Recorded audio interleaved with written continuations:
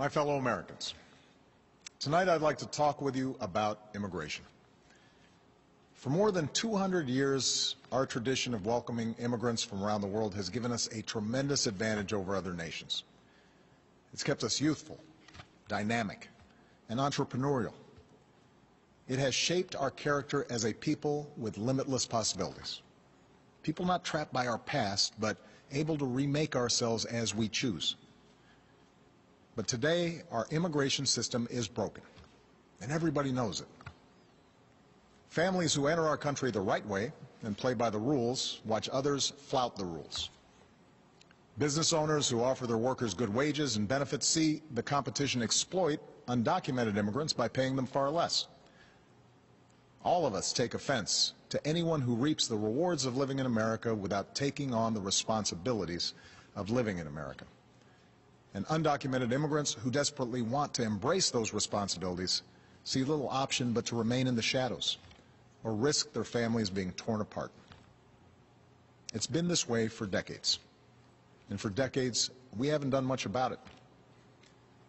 When I took office, I committed to fixing this broken immigration system. And I began by doing what I could to secure our borders. Today, we have more agents and technology deployed to secure our southern border than at any time in our history. And over the past 6 years, illegal border crossings have been cut by more than half. Although this summer there was a brief spike in unaccompanied children being apprehended at our border, the number of such children is now actually lower than it's been in nearly 2 years. Overall, the number of people trying to cross our border illegally is at its lowest level since the 1970s.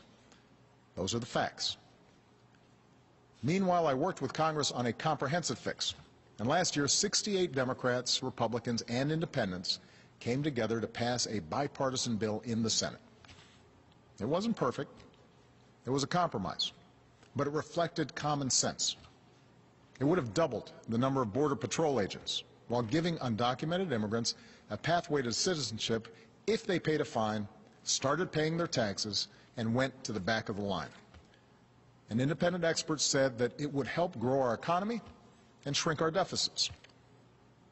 Had the House of Representatives allowed that kind of bill, a simple yes or no vote, it would have passed with support from both parties. And today it would be the law. But for a year and a half now, Republican leaders in the House have refused to allow that simple vote. Now, I continue to believe that the best way to solve this problem is by working together to pass that kind of common sense law. But until that happens, there are actions I have the legal authority to take as president, the same kinds of actions taken by Democratic and Republican presidents before me, that will help make our immigration system more fair and more just. Tonight, I'm announcing those actions. First, we'll build on our progress at the border with additional resources for our law enforcement personnel so that they can stem the flow of illegal crossings and speed the return of those who do cross over. Second, I'll make it easier and faster for high-skilled immigrants, graduates, and entrepreneurs to stay and contribute to our economy, as so many business leaders have proposed. Third, we'll take steps to deal responsibly with the millions of undocumented immigrants who already live in our country. I want to say more about this third issue because it generates the most passion and controversy. Even as we are a nation of immigrants, we're also a nation of laws.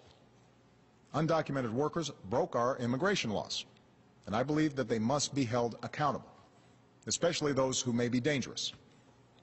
That's why over the past 6 years, deportations of criminals are up 80%. And that's why we're going to keep focusing enforcement resources on actual threats to our security. Felons, not families. Criminals, not children. Gang members, not a mom who's working hard to provide for her kids. We'll prioritize, just like law enforcement does every day. But even as we focus on deporting criminals, the fact is millions of immigrants in every state, of every race and nationality, still live here illegally. And let's be honest, tracking down, rounding up, and deporting millions of people isn't realistic. Anyone who suggests otherwise isn't being straight with you. It's also not who we are as Americans. After all, most of these immigrants have been here a long time. They work hard, often in tough, low-paying jobs.